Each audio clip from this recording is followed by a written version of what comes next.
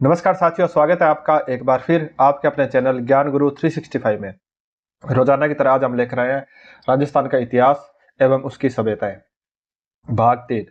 तो चलिए शुरू करते हैं। आज का पहला है नगरी की सभ्यता चित्तौड़। खोज इसकी 1872 ईस्वी में कोरलाइल द्वारा की गई थी और इसकी अवस्थिति है वह चित्तौड़गढ़ के पास स्थित नगरी में। इसे पाणिनि की अष्टाध्यायी में उल्लेखित माध्यमिका माना जाता है। जो नगरी है उसे अष्टाध्यायी है ना, पाणिनि की, उसमें जो उल्लेखित है मध्यमिका वह माना जाता है। इसका उत्खनन किसने किया था? 1904 ईस्वी में डॉक्टर भंडारकर ने, 1915-16 ईस्वी में सौंदराजन ने तथा 1962 ईस्वी में केंद्रीय पुरातत्व विभाग द्वारा किया गया था। अब इसके बात करते हैं अवशेष की। तो इसके अवशेष है लेख युक्त शिलाएं मिली है, मृण मूर्तियां मिली है, प्रतिमाएं मिली है, अलंकरण युक्त ईंटें मिली है, गुप्तकालीन मंदिर के अवशेष मिले हैं जिसमें शिव मूर्ति प्रतिष्ठापित थी तथा 4 चक्राकार कुएं मिले हैं।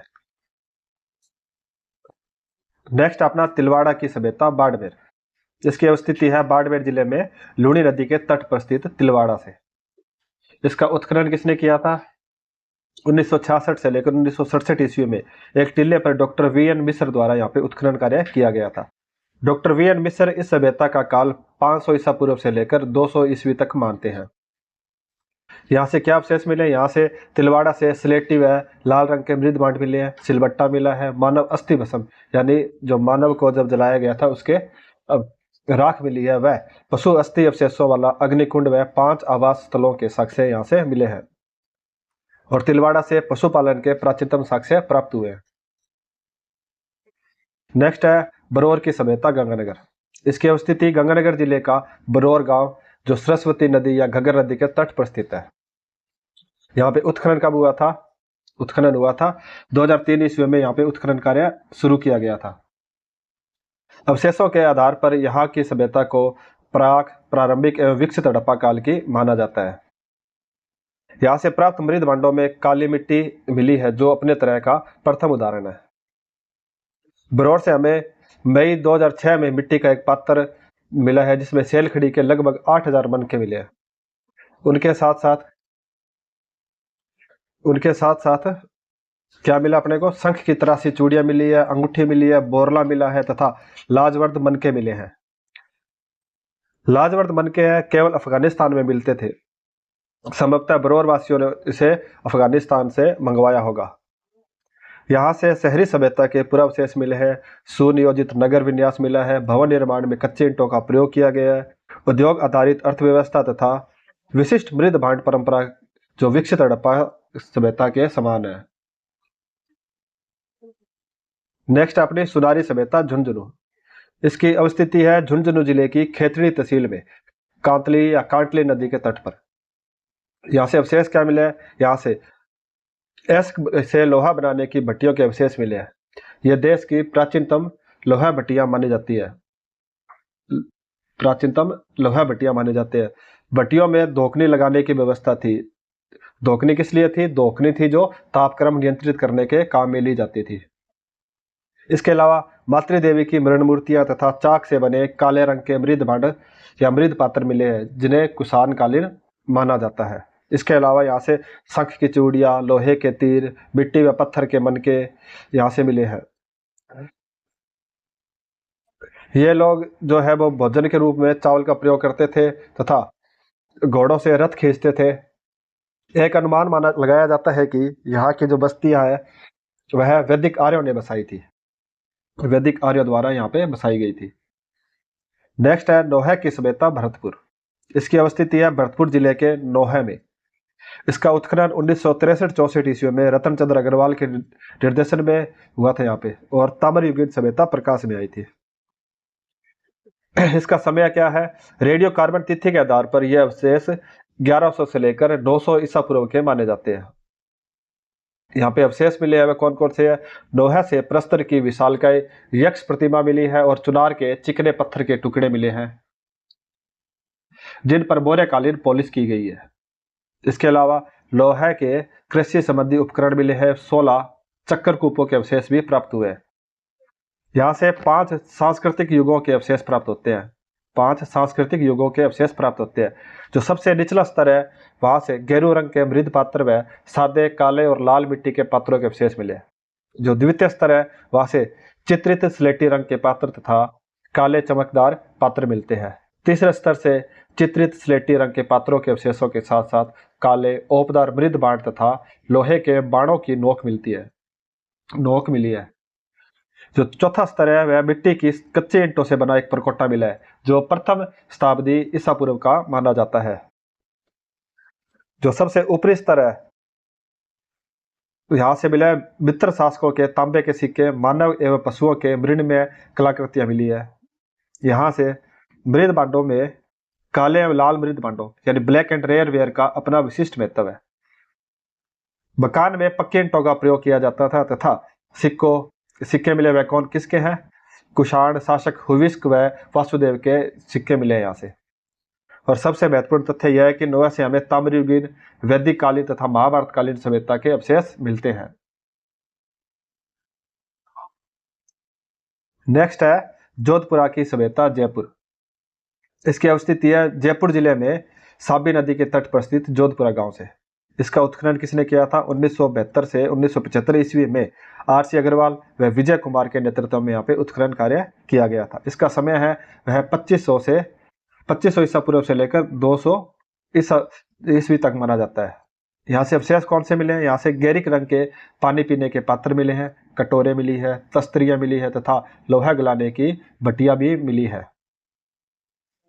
इन भट्टियों में उपलों का प्रयोग किया जाता था, यानी उपलों मतलब गोबर की जो बनाई जाती थी थेपड़ी, जिसको थेपड़ी बोलते हैं, उपले बोलते हैं, कंडे बोलते हैं, का उपयोग किया जाता था।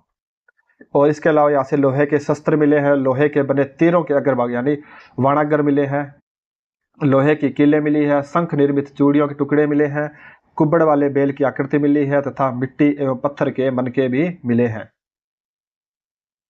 नेक्स्ट है नलियासर की सभ्यता जयपुर। इसकी अवस्थिति है जयपुर जिले में सांबर के निकट नलियासर गांव में। समय इसका 3री सदी ईसा पूर्व से लेकर 6ठी शताब्दी तक माना जाता है।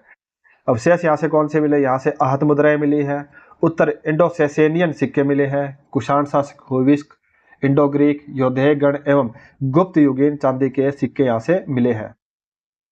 इसके अलावा नलियासर से प्राप्त 105 कुषाण कालीन सिक्के मिले हैं, सोने का बना सिंह का सिर यानी शेर का सिर मिला है, तांबे के पात्र मिले हैं, मिट्टी के बाट मिले हैं, झुंझुने मिले हैं, तलवार मिली है, अलंकरण युक्त ईंट मिली है, नालियों के गोल पाइप मिले हैं, पूजा का पात्र मिला है, मिट्टी के आभूषण मिले हैं, मणके मिले हैं, शीशे की चूड़ियां, सिलबट्टे, अड्डी के पासे और कांसे के कड़े यहाँ से मिले हैं नलियासर से।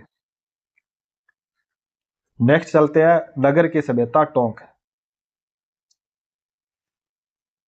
इसकी अवस्थिति है टोंक जिले में स्थित नगर से। इसका उत्खनन कब किया था? इसका उत्खनन हुआ था 1943 से 1944 ईस्वी में पुरातत्वविद कृष्णदेव के निर्देशन में किया गया था। इसके बाद में यहाँ पे के.वी. सौंदराजन ने भी यहाँ पे उत्खनन कार्य किया था। यहाँ से 6000 मालव सिक्के मिले हैं, 6000 मालव सिक्के मिले हैं। इन सिक्कों की खोज कार्लाइल ने की थी। महाभारत में उल्लेखित मालवों की राजधानी कारकोट नगर का समीकरण इससे किया जाता है। इसके अलावा अवशेष और क्या मिले? यहाँ से लाल रंग के मृद बांड मिले हैं, अनाज भरने के लिए कलात्मक मटकों के अवशेष मिले हैं, विभिन्न कलात्मक वस्तुएं मिली है, आभूषण मिले हैं, लोहे उपकरण मिले हैं, मिट्टी के बर्तन मिले हैं, मुद्राएं मिली है एवं प्रतिमाएं मिली है। नगर से हमें सूंगकालीन कामदेव, रति व इंद्र इंद्राणी की प्रतिमाएं भी प्राप्त हुई है। गुप्तोत्तर कालीन स्लेटी पत्थर से बनी महिषासुर मर्दिनी की प्रतिमा मिली है, एक मुखी शिवलिंग मिला है, गणेश, दुर्गा, लक्ष्मी आदि की प्रतिमाएं भी यहाँ से मिली है।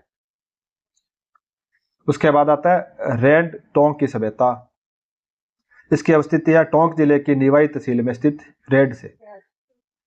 यहाँ पे उत्खनन कब हुआ था? 1938 ईस्वी में दयाराम साहनी व के.एन. पुरी के द्वारा किया गया था। दयाराम साहनी व के.एन. पुरी के द्वारा किया गया था। समय इसका 3री सदी ईसा पूर्व से लेकर 2री सदी ईस्वी तक का माना जाता है।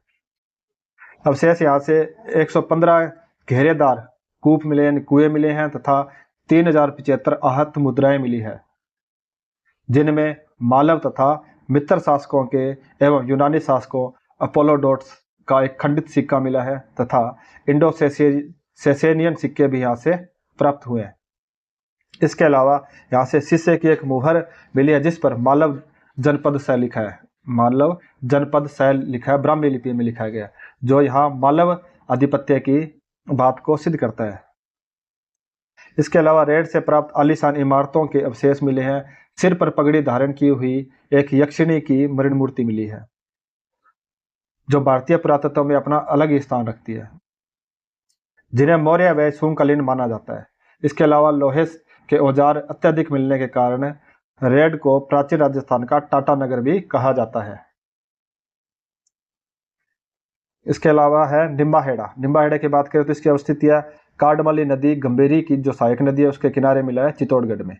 इसका उत्खनन 1962-63 ईस्वी में वीएन मिश्र के नेतृत्व में हुआ था। ये जो है निम्बाहेड़ा यह मध्य पाषाणकालीन स्थल है, यानी माइक्रोलिथिक या सूक्ष्म उपकरण वाला स्थल है। यहाँ से निम्न साक्ष्य प्राप्त हुए हैं। कौन कौन से सूक्ष्म उपकरण मिले हैं जिनमें ब्लेड और फ्लेक है, और इसके अलावा भीमबेटका के समान यहाँ से गुफा चित्र यानी शैल चित्र मिला है जो धारेश्वर निम्बाहेड़ा से प्राप्त हुआ है। इसके अलावा मंडिया या मंडफिया, इसकी अवस्थिति है भीलवाड़ा में बनास नदी के किनारे। इसका उत्खनन किसने किया था? वीएन मिश्र ने किया था। और मंडिया या मंडफिया से निम्न पुरा पाषाण काल व मध्य पाषाण काल के उपकरण यहाँ से मिले हैं। और लास्ट हमारा धानेरी है जो इसकी अवस्थिति है सोजत पाली के पास में। इसका उत्खनन किया था वीएन मिश्र ने, और यहाँ से मध्य पाषाण काल व निम्न पुरा पाषाण काल के अवशेष मिले हैं। तो आज के लिए बस इतने साथियों, मिलते हैं कल एक नई क्लास के साथ जिसमें होगा राजपूतों की उत्पत्ति से संबंधित क्लास। तो तब तक के लिए धन्यवाद। अगर आपको वीडियो पसंद आती है तो वीडियो को लाइक करें, यूट्यूब चैनल को सब्सक्राइब करें और कमेंट करके बताएं आपको वीडियो कैसा लगा। धन्यवाद साथियों, मिलते हैं कल। पढ़ते रहें, बढ़ते रहें, सीखते रहें। जय हिंद, जय भारत।